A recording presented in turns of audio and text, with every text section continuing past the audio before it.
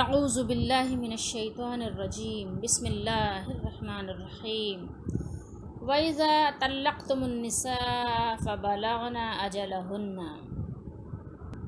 فَأَمْسِكُوهُنَّ بِمَعْرُوفٍ أَوْ سَرِّحُوهُنَّ بِمَعْرُوفٍ وَلَا تُمْسِكُوهُنَّ ضِرَارًا لِتَعْتَدُوا وَمَنْ يَفْعَلْ ذَلِكَ فَقَدْ ظَلَمَ نَفْسَهُ وَلَا تَتَّخِذُوا آيَاتِ اللَّهِ هُزُوًا وَاذْكُرُوا نِعْمَةَ اللَّهِ عَلَيْكُمْ وَمَا أَنزَلَ عَلَيْكُمْ مِنَ الْكِتَابِ وَالْحِكْمَةِ يَعِظُكُمْ بِهِ وَاتَّقُوا اللَّهَ وَاعْلَمُوا أَنَّ اللَّهَ بِكُلِّ شَيْءٍ عَلِيمٌ۔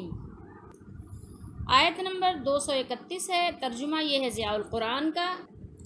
اور جب تم طلاق دے دو عورتوں کو، یعنی بیویوں کو، اور وہ پوری کر لیں اپنی عدت، ٹھیک ہے، بلغنا اجلہن، اپنے اجل کو پورا کر لیں، بس یا تو روک لو انہیں بھلائی کے ساتھ یا چھوڑ دو انہیں بھلائی کے ساتھ، اور نہ روکو انہیں تکلیف دینے کی غرض سے تاکہ زیادتی کرو، اور جو کوئی کرے گا اس طرح تو وہ ظلم کرے گا اپنی ہی جان پر، فقد ظلم نفسہ،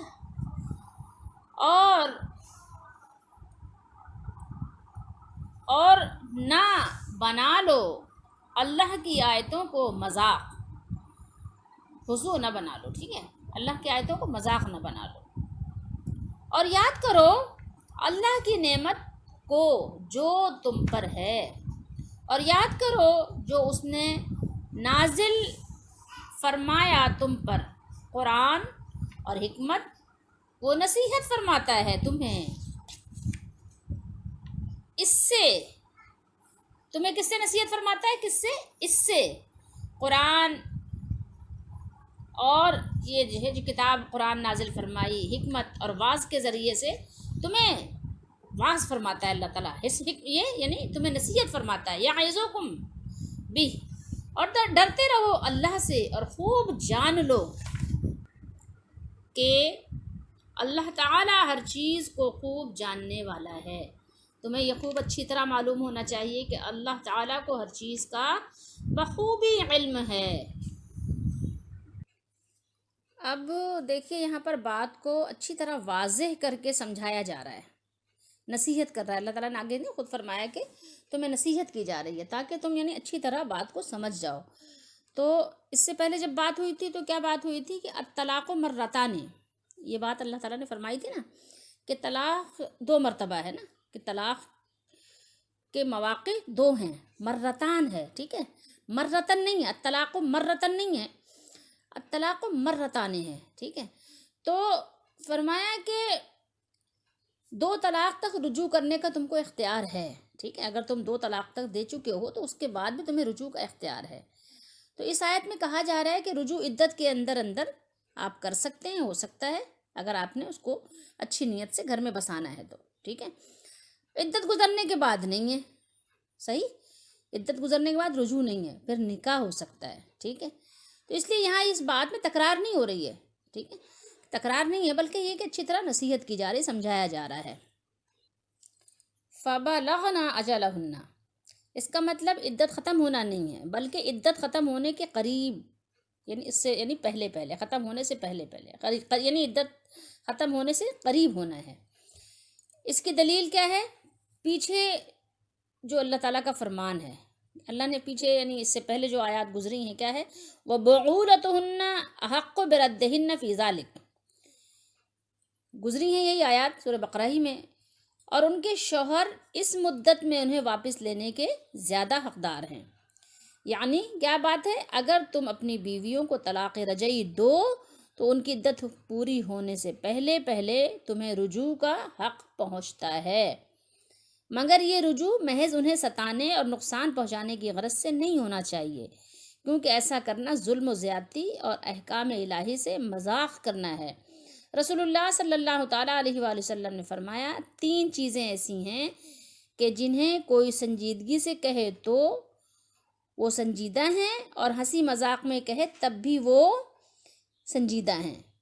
نمبر 1 طلاق نکاح، نمبر 1 نکاح، نمبر 2 طلاق، اور نمبر 3 رجوع۔ سمجھ رہے ہیں بات؟ اور بعض لوگ جو ہے کیا کہتے ہیں مذاق میں طلاق دیتے ہیں، ٹھیک ہے، یا نکاح کر لیتے ہیں یا طلاق سے رجوع کر لیتے ہیں، پھر کہتے ہیں میں نے تو مذاق کیا تھا۔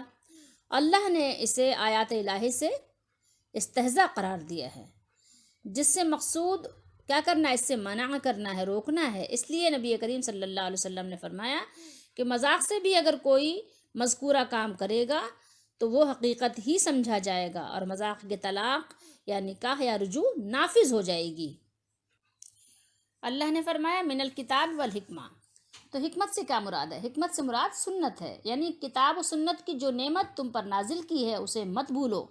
یہ دونوں وحی الہی ہیں اور دلیل ہونے میں دونوں برابر ہیں، لہٰذا آپ نے کیا کرنا ہے؟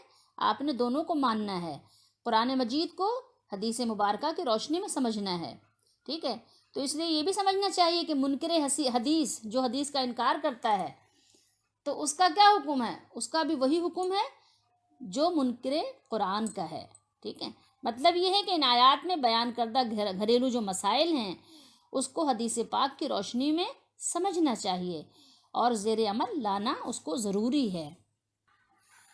ان آیات میں کتنا غور و فکر کرنے کا مقام ہے کہ دیکھیں گھریلو زندگی کو کس قدر یعنی وضاحت کے ساتھ قرآن مجید نے بیان کیا ہے۔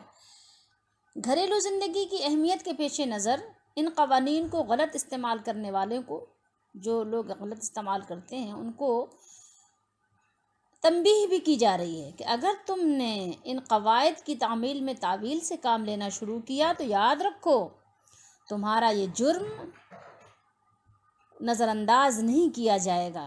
اس کو سمجھنے کی ضرورت ہے کیونکہ تم آیات الہی کا مذاق اڑا رہے ہو، اور یہ کوئی چھوٹا موٹا جرم نہیں ہے، یہ بڑا سنگین جرم ہے۔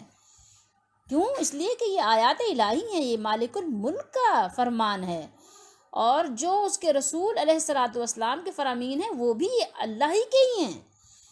تو یہ جرم بہت سنگین جرم ہو سکتا ہے، تو اس لیے اس سے ذرا آپ احتیاط سے کام لو، ورنہ اس کی سزا بھگتنی پڑے گی، اور اس کی سزا جو ہے کوئی معمولی سزا نہیں ہے۔ اگر آپ نے اپنے مالک کو ناراض کر دیا تو پھر یہ کہ جان لیجئے کہ معاملہ بہت ہی سنگین ہو سکتا ہے، ٹھیک ہے۔ پہلے دیکھیے اللہ تعالیٰ نے کس طرح سے سمجھایا، یعنی سرزنش کی۔ اب کیا ہے، اب تھوڑی نرمی سے اللہ تعالیٰ ان قوانین کے اتباع کی ترغیب بیان فرما رہا ہے۔ دیکھو یہ قرآن ایسی کتاب، ایسی ہدایت تمہیں عطا فرمائی گئی ہے، تمہیں اس نعمت عظمیٰ کا ہمیشہ پاس رکھنا چاہیے، تمہیں اس نعمت کا شکر ادا کرنا چاہیے، تبھی تو تم اس احسان عظیم کی شکر گزاری کا حق ادا کر سکتے ہو۔ یعنی دیکھیں کتنا خوبصورت انداز ہے سمجھانے کا، غور کیجئے ذرا کیسے اللہ تعالیٰ نے دیکھیے ترغیب دلائی، کیا بیان کیا۔ سمجھو ان چیزوں کو، وَلَا تَتَّخِذُوا آیَاتِ اللَّهِ ہُزُوًا، اور اللہ تعالیٰ کی آیات احکام کو ہنسی مذاق اور کھیل نہ بناؤ۔ اس کو یہ کھیلنے کی، ہنسی مذاق کرنے کی چیزیں نہیں ہیں، ہنسی مذاق کے لیے اور بہت ساری چیزیں ہیں۔ کیا آپ کے لیے یہی رہ گیا کہ قرآن مجید سے، آیات الہی سے اور احادیث مبارکہ سے آپ ان کو ہنسی مذاق بناؤ؟ تصور کرو کیا کر رہے ہو، سوچو ذرا۔ اور پھر اللہ نے کیا بیان کیا؟ اللہ نے بیان کیا دیکھو تم کو اس سے نصیحت کی جا رہی ہے، اللہ سے ڈرو، تمہیں ڈرنے کی ضرورت ہے۔ فرمایا کہ وَذْكُرُوا، کیا فرمایا؟ وَذْكُرُوا نعمت اللہ علیکم، اور اللہ کی طرف سے تم پر جو انعام ہوا ہے اسے یاد کرو، اس کو یاد کرو کہ اس نے ہدایت اور روشن دلائل کے ساتھ اپنے رسول کو تمہاری طرف مبعوث فرمایا ہے۔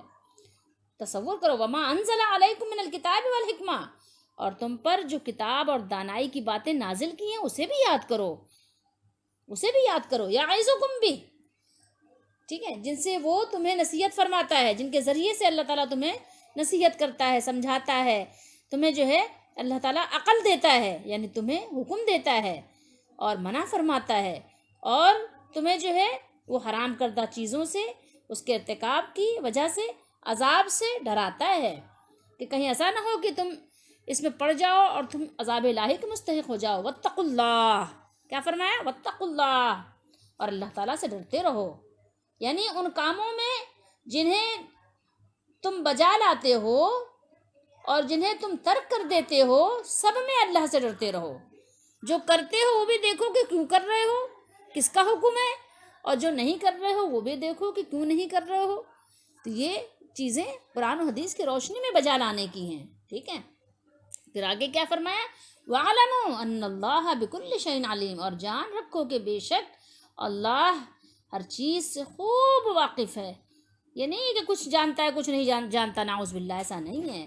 یعنی تمہارے ظاہری و باطنی امور و معاملات میں سے کچھ بھی اس سے مخفی نہیں ہے، سب کچھ وہ جانتا ہے، پھر وہ تمہارے انہی اعمال کے مطابق ہی تمہیں بدلہ دے گا۔ یاد رکھو ان چیزوں کو۔ جس نے اللہ تعالیٰ کی آیات سے روگردانی کی، منہ پھیرا، اعراض کیا، اس نے کسی اور کا کچھ نہیں بگاڑا، اس نے اپنا آپ نقصان کیا، تو وہ ظلم کرے گا اپنی ہی جان پر۔ فقط ظلم نفسہ، اس نے ظلم کیا ہے اپنے آپ پر، تو اپنے آپ کو ظلم سے بچاؤ، نقصان سے بچاؤ۔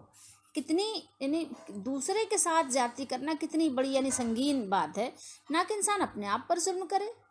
وَلَا تُلْقُوا بِأَيْدِيكُمْ إِلَى التَّهْلُكَةِ، اپنے آپ کو اپنے ہاتھوں سے ہلاکت میں مت ڈالو۔ تمہیں اللہ نے عقل دی ہے، شعور دیا ہے، عقل کے ساتھ کام کرو۔ عقل کس لیے ملی ہے؟